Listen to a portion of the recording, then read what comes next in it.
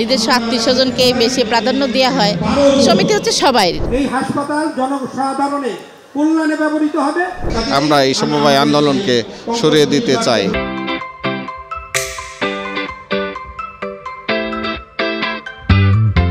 আজকে ঢাকা ক্রেডিটের ৬২তম বার্ষিক সাধারণ সভা অনুষ্ঠিত হয়েছে। আজকের দিনটি অত্যন্ত সুন্দর এবং আনন্দপূর্ণ পরিবেশে আমাদের সদস্যগণ উদযাপন করেছে। আমরা যেটা বিশ্বাস করি, বার্ষিক সাধারণ সভা হবে একটি মিলন মেলা। এই মিলন মেলায় সকল সদস্যগণ স্বতঃস্ফূর্তভাবে অংশগ্রহণ করেন। সমবায় আন্দোলন এদেশে সুন্দর হবে, সার্থক হবে এবং সারা দেশে আমরা এই সমবায় আন্দোলনকে সরিয়ে দিতে চাই। তবে আমার ব্যক্তিগত মত হলো ১ নম্বর এবং ৩ নম্বর খুবই ভালো, সেখানে আমার তেমন কিছু নাই।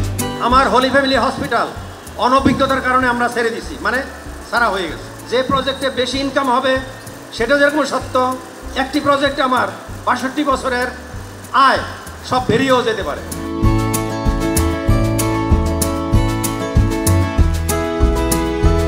আপনাদের যদি কোনো পরামর্শ থাকে অফিসে আসেন, দেন, আমরা পরামর্শ নেব। এই হাসপাতাল জনসাধারণের কল্যাণে ব্যবহৃত হবে এবং অবশ্যই একদিন এটা প্রফিটে আসবে না।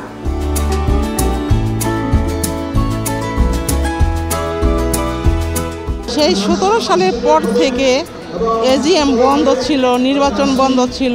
তো গত বছর এজিএম হয়েছে, আমি সারাক্ষণ থাকতে পারি না। এবছর সকালে আসছি, সারাক্ষণ ছিলাম, সুন্দরভাবেই হয়েছে, কোনো গণ্ডগোল হয় নাই। সমঝোতার মাধ্যমেই এজিএম অতিক্রম হচ্ছে।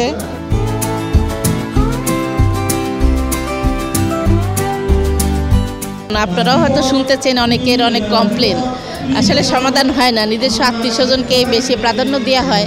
সমিতি হচ্ছে সবাই, সে যেই হোক, সেখানে যদি আত্মীয়স্বজন বা নিজস্ব লোকদের প্রাধান্য দেওয়া হয়, অন্যদের দেওয়া হবে না, এটা অমানবিক। আজকে আমাদের বাংলাদেশের খ্রিস্টানদের এক মিলন মেলা। আমরা সবাই এখানে আসতে পেরে অনেক আনন্দিত। সুন্দর আলোচনা হচ্ছে এবং গঠনমূলক আলোচনা হচ্ছে। আমরা সবাই প্রত্যাশা করি আগামী দিনগুলো সুন্দর হয় এবং ঢাকা ক্রেডিট যে সমস্ত বড় বড় প্রকল্প হাতে নিয়েছে সেই সমস্ত প্রকল্প যেন বাস্তবায়ন করতে পারে। আমরা আশা করব যে ভবিষ্যতেও যেন এভাবে এজিএম হয়, এজিএম আমরা করতে পারি, যে আমরা যেন গণতন্ত্র চর্চাটা আমাদের মধ্যে ধরে রাখতে পারি এবং এভাবেই যেন আমাদের সমিতিকে আমরা উত্তরোত্তর সাফল্যর পথ ধরে নিয়ে আসতে পারি। ধন্যবাদ। আগামীতে ঢাকা ক্রেডিট এগিয়ে যাবে, আমরা সবাই এগিয়ে যাব, বাংলাদেশ এগিয়ে যাবে, আমরা বাংলাদেশে থাকব।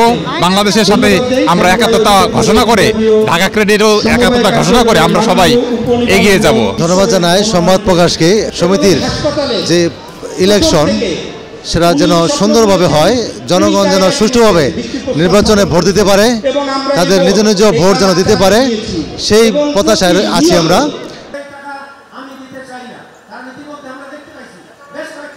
সংবাদ, ফিচার ও অনুষ্ঠানের জন্য ভিজিট করুন সংবাদ প্রকাশের ওয়েবসাইট এবং যুক্ত থাকুন ফেসবুক পেজ ও ইউটিউব চ্যানেলের সঙ্গে।